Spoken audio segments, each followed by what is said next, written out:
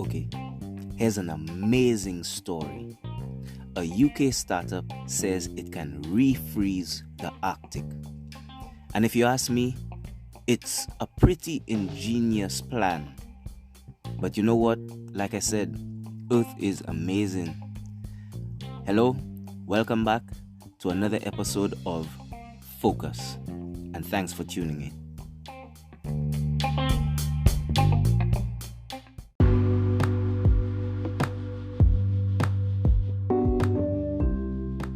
A UK startup named Real Ice says it can refreeze the Arctic and has the backing of the United Nations. But can it access enough capital for the task?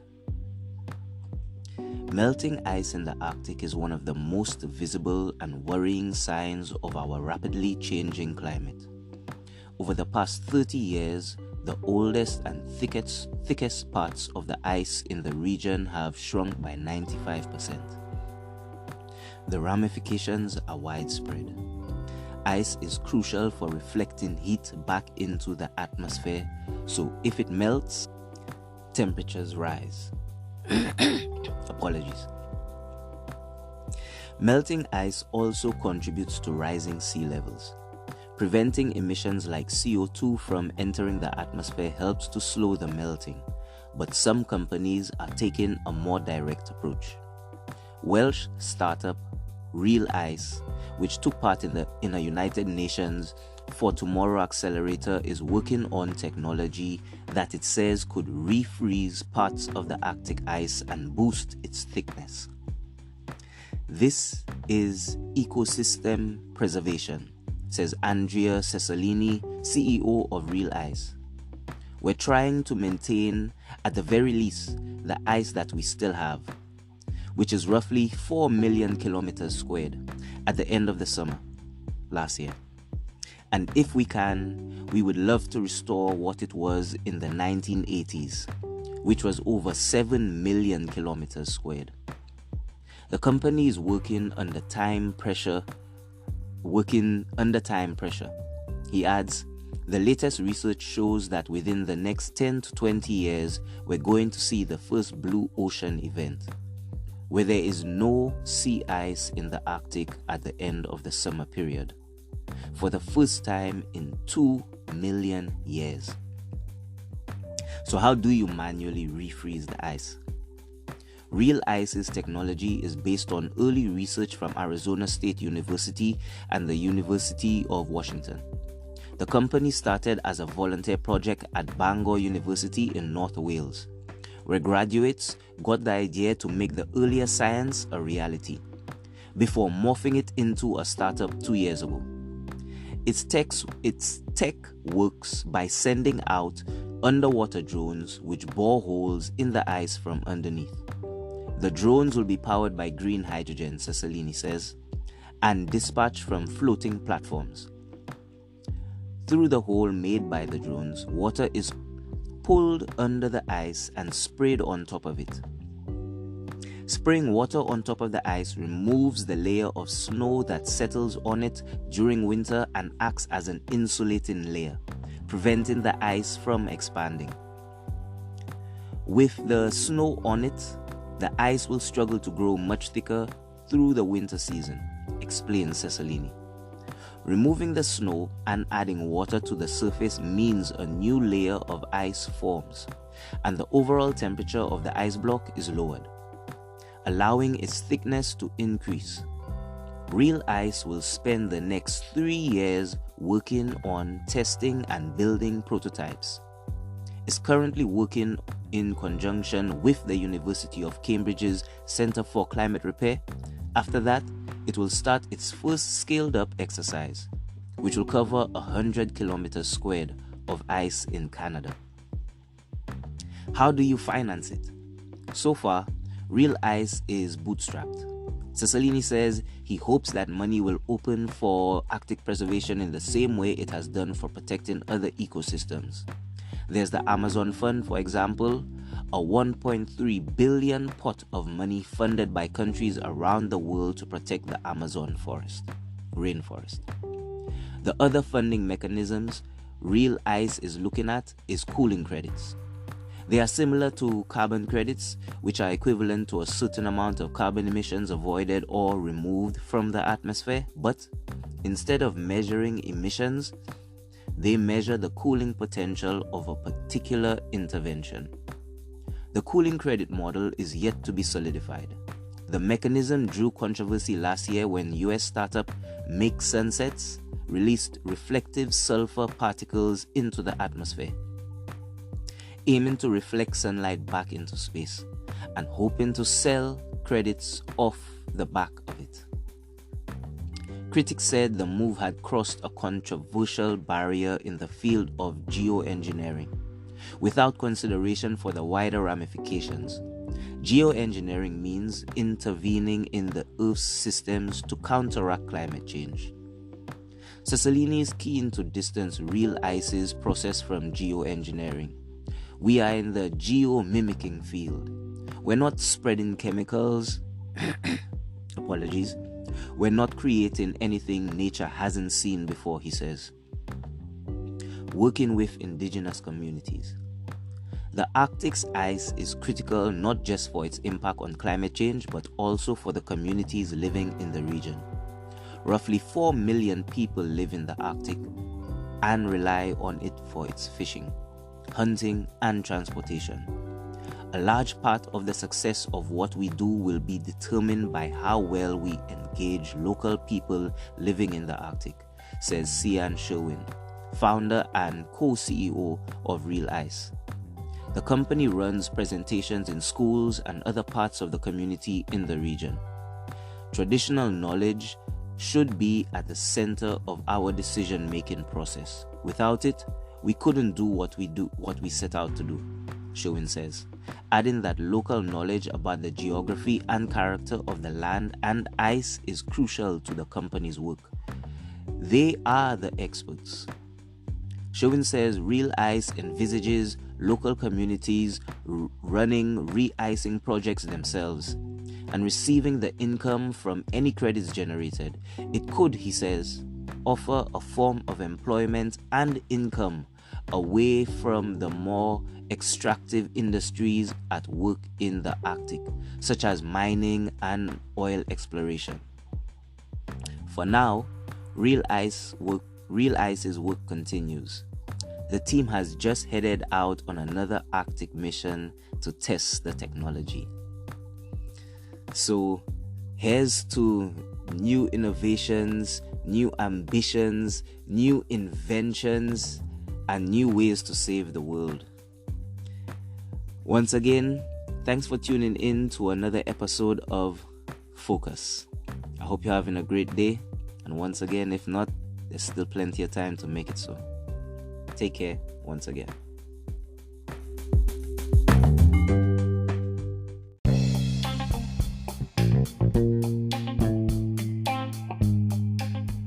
Okay, so thanks for sticking around for the thoughts and facts section. I'm gonna start off with the facts.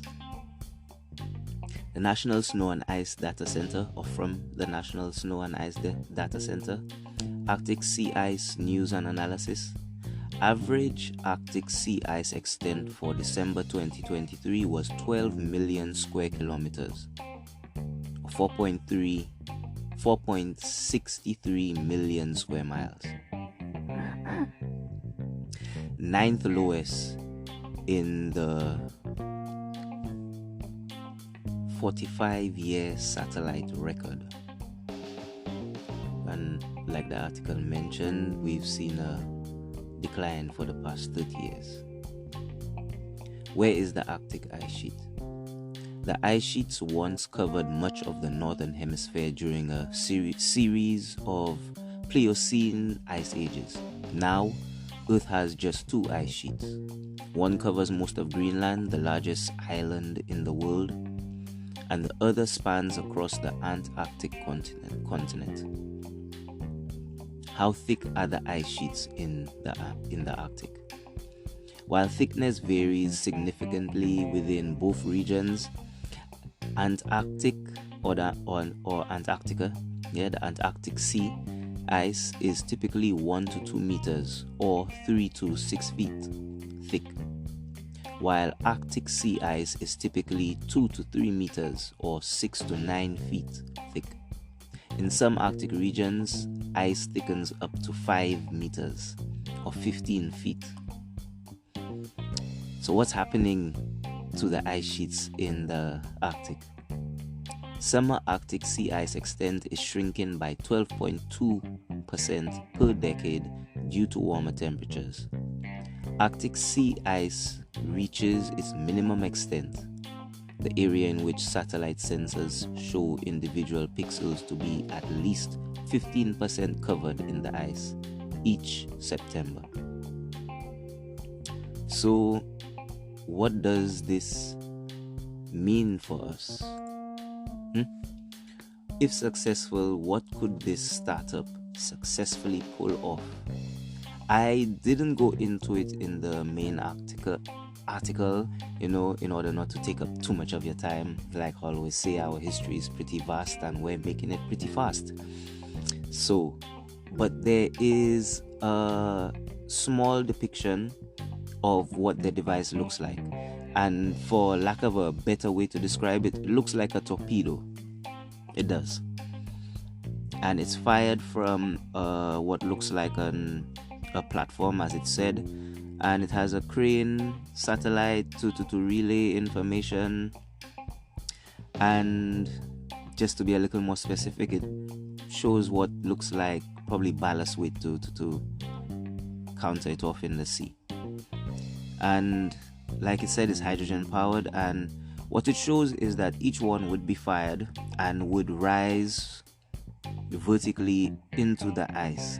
So picture a submarine in all of those famous movies, anyone you could think of, when the submarine rises in Antarctica or through the ice, and it just breaks through layers and layers and layers. So in similar fashion, these torpedo-like drones are going to shoot through each individual ice sheet. Obviously, I don't see them being that thick. There was no description as to how large each one of these drones are intended to be. But considering that I just read out the average thickness of the ice sheets between 2 to 3 feet to 4 to 5 feet to 15 feet. Each one of them, like I said, is pretty ingenious. So it works in similar fashion to a sprinkler. Really, it does. So what they do is that it comes up through underneath the ice, and then from underneath the ice it projects the water. A short continual stream, I suppose, given the temperatures, would refreeze to a certain degree. I mean, if you see there isn't much nighttime hours in the Arctic are limited. But that being said, there are times where there are hours of no sunlight. So in periods like those, they could actually operate in what would be called ideal conditions. If you see it's nighttime, minus sub-zero temperatures, whatever water pumped above would instantly refreeze. I mean, theoretically, depending on how much water they pump over it, they could increase the thickness of, depending on the area each spray or sprinkler, as I described it earlier, covers.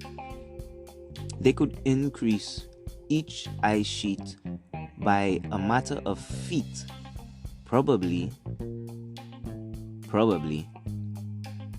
every night.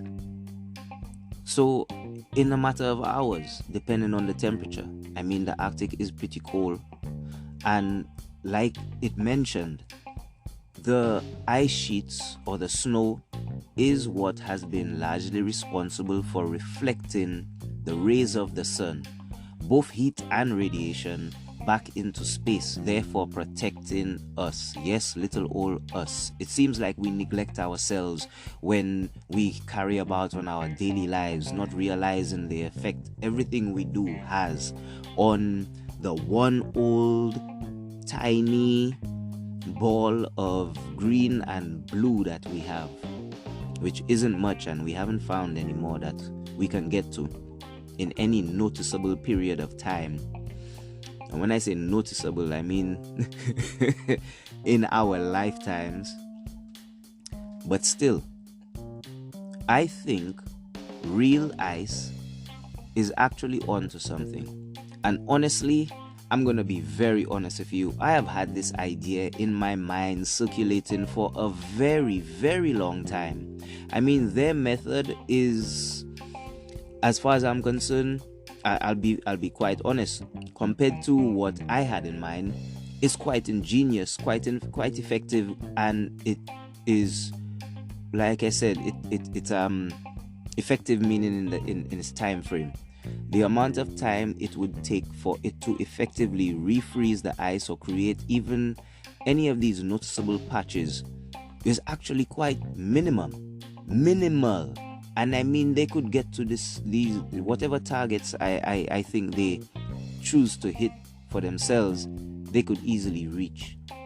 And this is me being optimistic, but honestly, the technology behind this, the idea behind this, not undermining the amount or the massive effort and research and development that has gone into this, but forgive me, it is, like I said, the concept is a pretty simple one.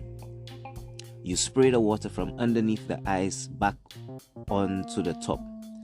And when you think about it like this in the terms of waiting for snow or rain to fall, it's actually quite quick and quite effective. And I suppose the only real issue you're going to have to think about is you're going to have to turn it off at some point, because if it continues to work continuously, depending on the scale they're trying to effect, you've got to think about a real concept. Every layer added to the top of this is going to increase the weight of it. They are going to effectively lower the entire area they are working on. And this is going to be a residual effect or a byproduct. The outcome will be us probably effectively saving the planet in the long term and granting our kids the Eden that they should have. Paradise. But how it could affect the ecosystem may change depending on how much ice it forms at the top. Obviously, ice is heavy and it does not float at the top of the water. Depending on how much ice is created, then you will effectively have what you call water displacement. And that will lower how much water is in the area, how much area is available to any type of marine life, wildlife. And obviously you have another serious question you have to ask and pose towards this as well, because depending on how thick this above layer is, considering that it's man-made, and it will go completely against the, how you call it, ecosystem in any terms how you want to phrase it. I know they classed it as geo-mimicking, but at the end of the day, this can still have drastic consequences on the environment. So depending on how thick that ice layer or these ice layers that they create can effectively decrease how much light is projected to the bottom of each one of these areas.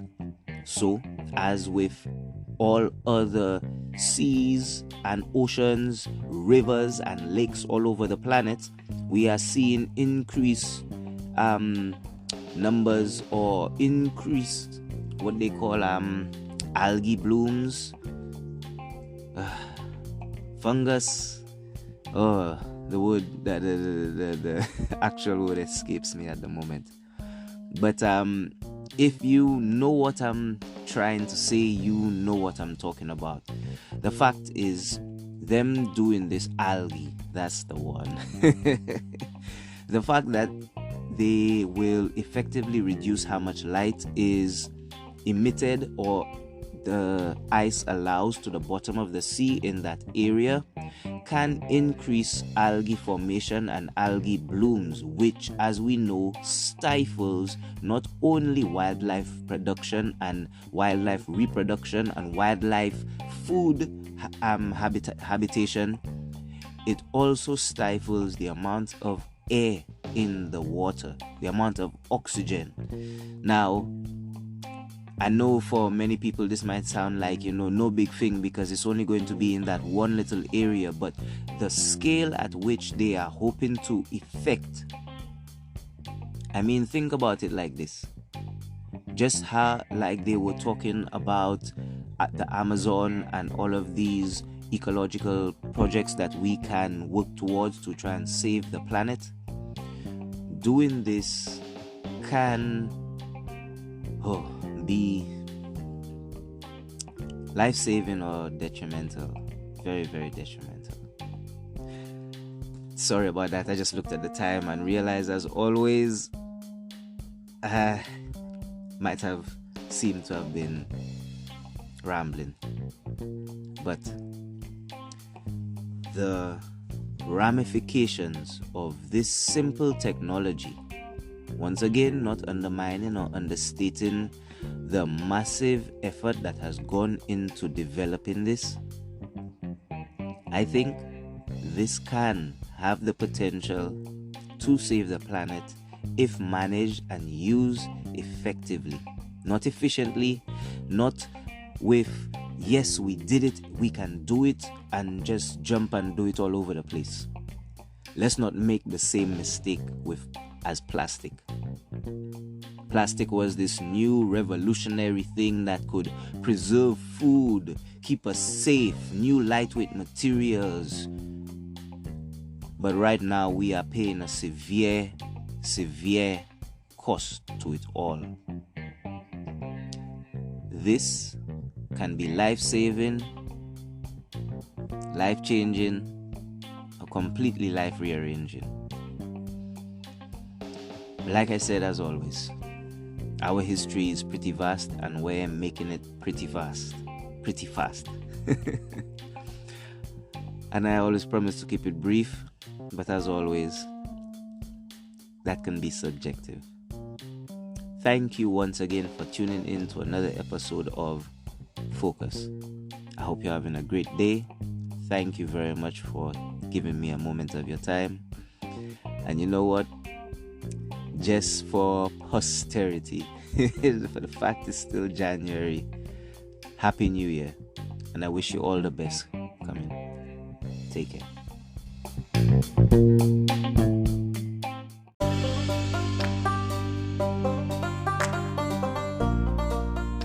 For links to the articles, check out the episode description. If you want to leave a comment, check out the trailer description for the email address. For topics like these and more, check out future episodes. Like I said, the world is an amazing place. There's a lot going on, and sometimes we just need to take a moment to focus.